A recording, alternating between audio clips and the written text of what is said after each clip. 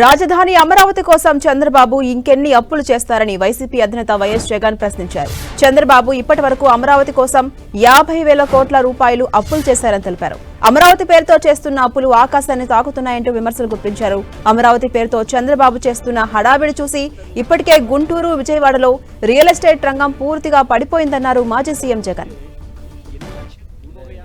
ఎకరాలు మళ్ళీ సేకరించి ఈ పెద్ద మనిషి విస్తరించి అమరావతి విస్తరణ కోసం మరో 50,000 ఎకరాలు కావాలంటుంది. తీరా చూస్తే ఎన్ని లక్షల కోట్లు కావాలి. అది అయిపోయేసరికి ఆ తర్వాత ఆ 2-3 లక్షల కోట్లు ఇంకా ఎన్ని లక్షల కోట్లు అవుతుంది అయిపోయే సమయానికల్లా.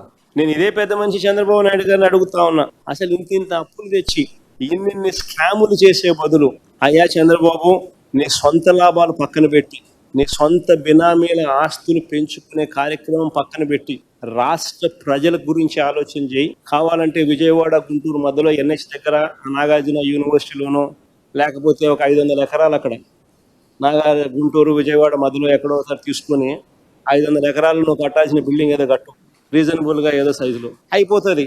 విజయవాడ, గుంటూరు ఎప్పుడో ఒకసారి కలుస్తాయి. నువ్వు చేసే పనికి విజయవాడ, గుంటూరులో రియల్ ఎస్టేట్ ఇప్పటికే డమాల్ అయిపోయినాయి. మాజీ ఎంపీ విజయసాయిరెడ్డిపై వైఎస్ జగన్ కీలక వ్యాఖ్యలు చేశారు. విజయసాయిరెడ్డి చంద్రబాబుకు లొంగిపోయారని జగన్ ఆరోపించారు. పదవీ కాలం ఉండగానే కూటమికి మేలు చేసేందుకు రాజీనామా చేశారని తెలిపారు. అలాంటి వ్యక్తులు ఇచ్చిన స్టేట్మెంట్ కు ఏం విలువ ఉంటుందని వైఎస్ జగన్ తెలిపారు.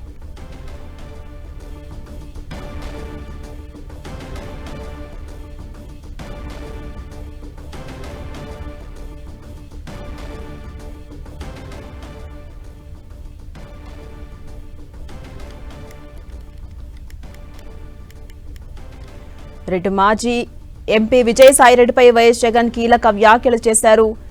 విజయసాయిరెడ్డి చంద్రబాబుకు లొంగిపోయారంటూ కూడా హాట్ కామెంట్స్ చేశారు. పదవీ కాలం ఉండగానే కూటమికి మేలు చేసేందుకు రాజీనామా చేశారని ఆరోపించారు. అలాంటి వ్యక్తులు ఇచ్చిన స్టేట్మెంట్ కు ఏం విలువ ఉంటుందని వైఎస్ జగన్ విమర్శించారు.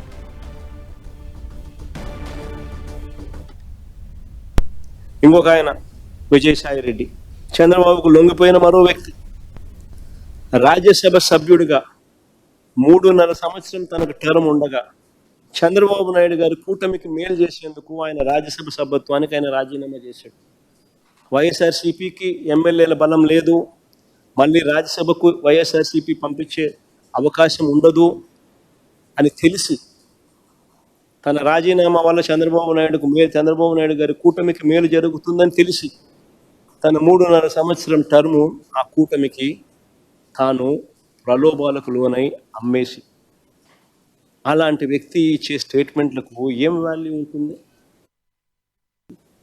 ఇంకొక ఆయన విజయసాయిరెడ్డి చంద్రబాబుకు లొంగిపోయిన మరో వ్యక్తి. రాజ్యసభ సభ్యుడిగా 3.5 సంవత్సరం తనకు టర్మ్ ఉండగా చంద్రబాబు నాయుడు గారు కూటమికి మేలు చేసేందుకు ఆయన రాజ్యసభ సభ్యత్వానికి ఆయన రాజీనామా చేశాడు.